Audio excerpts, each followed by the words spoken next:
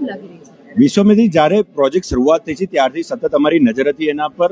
જેટલી પણ કારીગરી છે, જે પણ ટાઈમ પીરિયડ સરકારે કર્યો છે, કરોડ રૂપિયા રાજ્ય સરકારે આપ્યા છે, અને જે સફાઈ થવી જોઈએ, જે રીતનું કાર્ય થયું એમાં ખામી દેખાતા, એમાં ઉણપ દેખાતા, એમાં ભ્રષ્ટાચાર દેખાતા, અને એના જ કારણે વડોદરા શહેરમાં પાછું પૂર આવશે એવી પૂરેપૂરી સંભાવના સાથે અમે લાઈવ જેકેટ અને બોટ સાથે અમે અહીંયા રજૂઆત કરવા આવ્યા છે. એવિડન્સ પ્રૂફ સાથે આજે કલેક્ટર સાહેબને રજૂઆત કરી છે કે કેટલી જગ્યા પર ખોટા કામ થયા છે, કેવી રીતે થયા છે.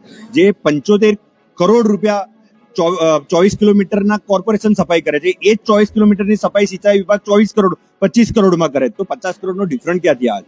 તદુપરાંત જે સિંચાઈ વિભાગ સફાઈ કરે છે એ 86 ડમ્પરથી કરે છે, અને કોર્પોરેશનની જે સફાઈ કરે છે 260 ડમ્પરથી કરે છે.